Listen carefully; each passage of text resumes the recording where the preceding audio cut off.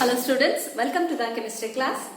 In the previous class we have completed with a discussion of the preparation of haloalkanes and haloarenes, methods for the preparation of haloalkanes and haloarenes. Okay, today we will just have a look on the physical properties of the haloalkanes and haloarenes. Okay, haloalkanes are basically sweet smelling, lower members are gases, higher members are liquids as well as solids, and alkyl halides are they are polar in nature because of the difference in the electronegativity of the carbon of the alkyl halide and halogen element, isn't it?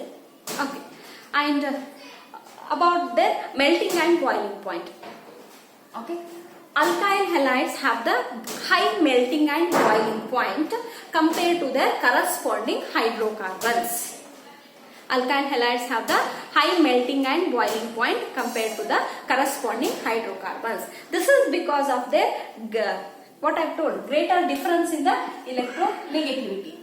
Delta negative, delta positive. Polarity arises. Because of the greater difference between the electronegativity of the halogen and the carbon atom, there is a greater intermolecular force. The stronger intermolecular force between the carbon and halogen atoms. Therefore, the haloalkanes and haloarenes have the higher boiling point and melting point compared to the corresponding hydrocarbons. This is the first point. Okay. Next one. What happens to the boiling point with increase in the branching? In the first PUC, in the hydrocarbons chapter, you have studied what happens to the boiling point of the hydrocarbons with increase in the branching. Increase in the branching decreases the boiling point of the hydrocarbons or of the haloalkanes. Okay. Why increase in the branching decreases the boiling point? Because increase in the branching decreases the surface area covered by that compound, and it makes that molecule spherical. That decreases the van der Waals force between those. Therefore, the boiling point also decreases. I have written here, increase in the branching of the haloalkanes decreases the boiling point because of the decrease in the surface area. Okay. Example see here.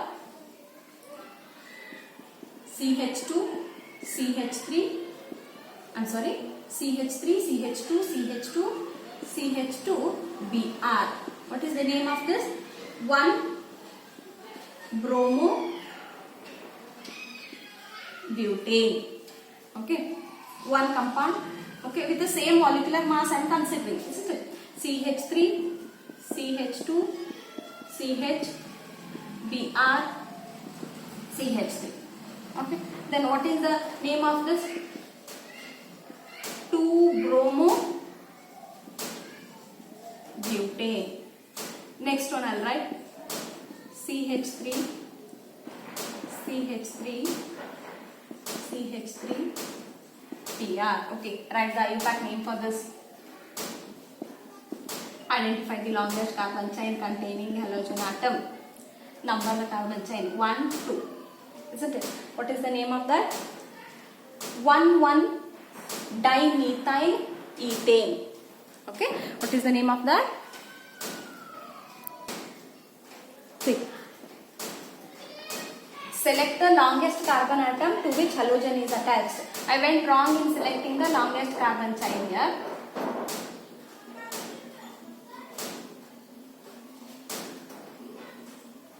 This will be the longest carbon chain to which halogen atom is attached. So, numbering this carbon chain 1, 2, 3. Then name of this is 2 bromo hyphen 2 bromo comma 2 methyl propane. 2 bromo 2 methyl propane. Okay.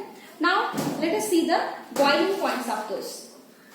Boiling point is 375.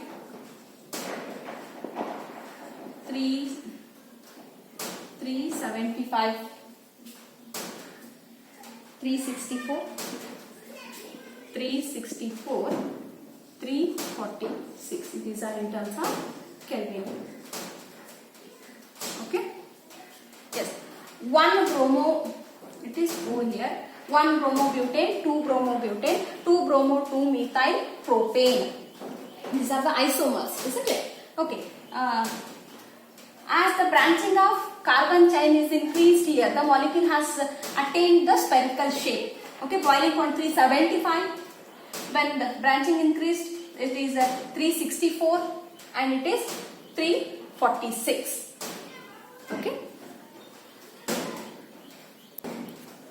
The last point is the order of boiling point of the alkyl halides is alkyl iodide is with a greater boiling point compared to alkyl bromide and alkyl chloride, alkyl fluoride. This is the decreasing order of the boiling points. This is the decreasing order of the boiling point. Why it is? One point we can observe: fluoride, chloride, bromide, iodide. As we go down the group, what happening to the boiling point? It started increasing, isn't it? As we go down the group, what happened to the boiling point? It started increasing. Okay. Then what is the reason for that? As we go down the group, what happens to its size? Increases. What happens to its molecular mass? Increases. Remember, increase in the molecular mass increases the van der Waals force.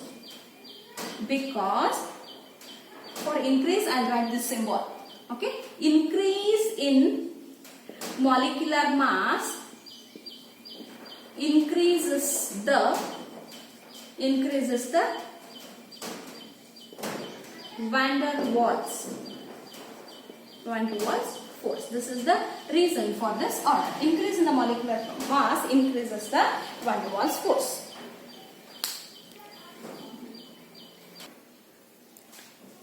Another physical property is density as well as next one is solubility. Okay, density, halogen iodides or halogen chlorides or polyhalogen compounds have the greater density than the water.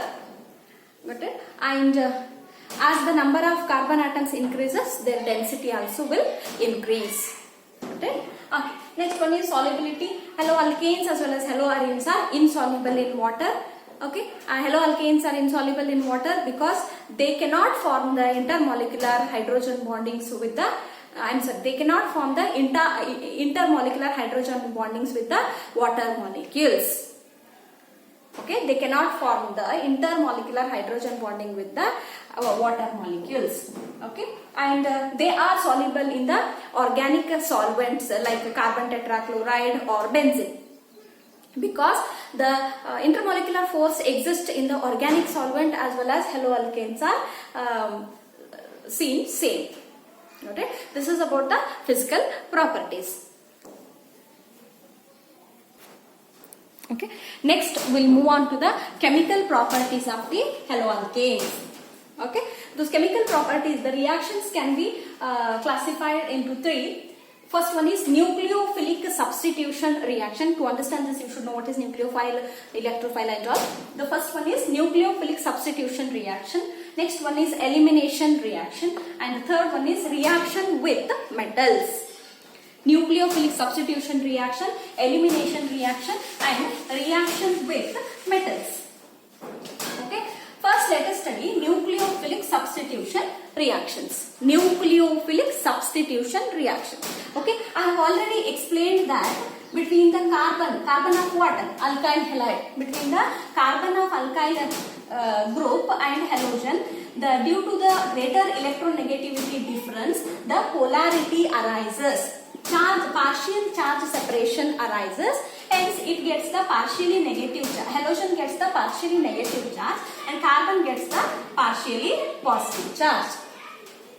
Got it? Okay. As carbon gets the partially positive charge, it can get attacked by any of the nucleophile.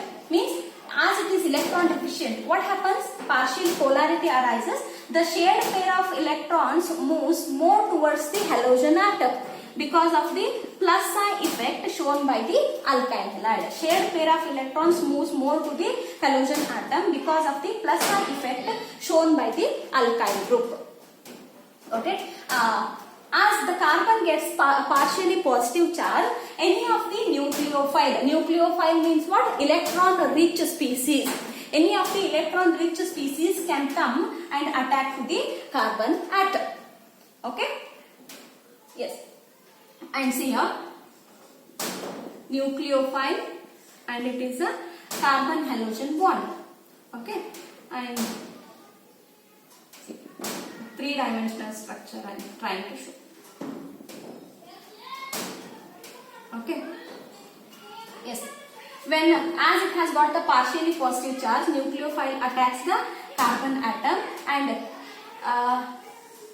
halogen atoms leaves as what? Halide ion. It takes the shared pair of electrons towards with it and go as a halide ion. Then what new bond is formed? Nucleophile will, the incoming nucleophile will form a new bond with the carbon atom. Okay, the incoming nucleophile will form a new bond with carbon atom. As halogen is initiating the substitution here. Halogen want to take the shared pair of electrons, it want to leave as nucleophile is approaching it. As halogen is initiating the substitution reaction, it is called as nucleophilic substitution reaction. Students, hope this is clear to you. What is happening? I'll just revise. Due to the electronegativity difference between the carbon and halogen bond, carbon gets a partially positive charge. Therefore, any of the nucleophile can come and attack to the carbon. Okay, see here, once the nucleophile come and attack to the electron positive center here, this halogen will leave as a halide ion. Hence, there will be a formation of new nucleophile carbon bond. Got it? Okay, this is about the explanation of nucleophilic substitution reaction. Okay, this is about the explanation of Okay, in this class you just understand what is the meaning of nucleophilic substitution reaction. Students, please don't blindly read the reactions. Okay, if you do so, you will not enjoy reading. Okay, you start reading only for the namesake or only for the exam sake. Instead of that, you try to understand so that you can enjoy the reading, isn't it? What is the nucleophilic substitution reaction? Yes, between the carbon and halogen, there is a partial polarity. Carbon gets a positive charge. Therefore, any of the electron-rich species can come and attack to the carbon. Hence, the halogen leaves as a halide ion. Hence, there will be a formation of new nucleophilic carbon. There will be a formation of new bond between the incoming nucleophile and carbon. Isn't it? Okay. In next class, we will study the examples, with the very important examples on the nucleophilic substitution reaction. Okay, students. Hence, we'll wind up the class today. Is keep reading, keep practicing the organic chemistry. Okay. Thank you.